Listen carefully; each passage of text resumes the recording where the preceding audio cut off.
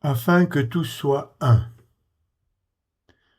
À l'occasion de la commémoration l'année dernière des 1700 ans du Concile œcuménique de Nicée, nous rendons grâce et continuons à prier pour l'unité de l'Église et du monde.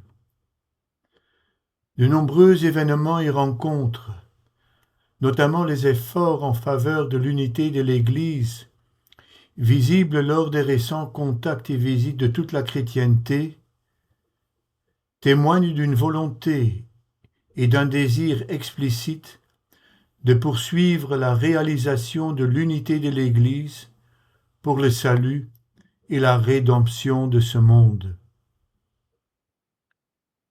Déjà, le synode nicéen s'était efforcé de faire dialoguer la jeune Église du Christ de manière synodale.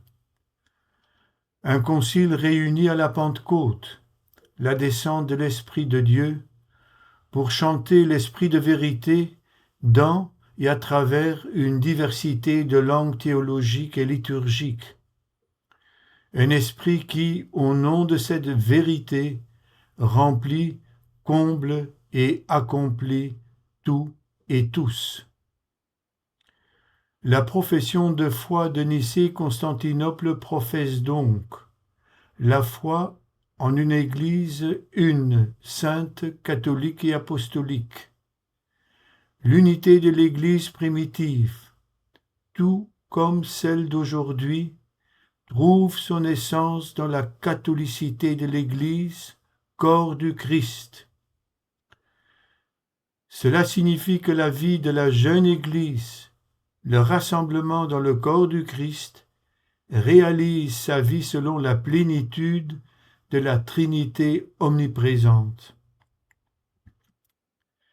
Cette réalité devient le paradigme de la création, de l'Église du Christ et de l'homme. Tous sont un, avec le Père et le Fils et le Saint-Esprit. C'est l'expression de la bénédiction de Dieu, une bénédiction de respect et de reconnaissance de la diversité dans l'unité et l'unité dans la diversité, au-delà des frontières du christianisme historique. La profession de foi est donc appelée symbolon, ce qui signifie ici se réunir et être unis dans le Dieu unique.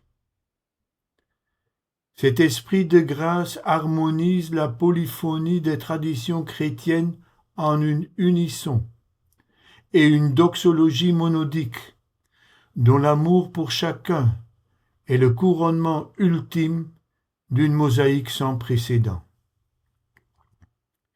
Le caractère œcuménique de la profession de foi n'offre pas d'autre issue que celle-ci. Toute autre attitude ou interprétation perturbe la conciliarité du monde habité ou œcumène. Dans l'Église primitive, le terme orthodoxe signifiait celui ou celle qui sait interpréter correctement le message contenu dans la révélation. C'est précisément ce qu'ont fait les pères de Nicée, en se réunissant pour définir la vérité concernant la Trinité révélée et la consigner dans des ori termini ou vérités limites. Ce concile, comme tous les autres, fait partie de la mémoire synodale de l'Église et ne peut être remis en question, discuté et réécrit que par un nouveau concile. Témoignons de cet esprit d'unité et de consolation pour ce monde qui souffre. Témoignons de cet esprit qui nous unit dans une même foi. Témoignons de cet esprit qui est lumière dans les ténèbres de ce monde, mais les ténèbres ont du mal à l'accepter. La Trinité est notre programme œcuménique.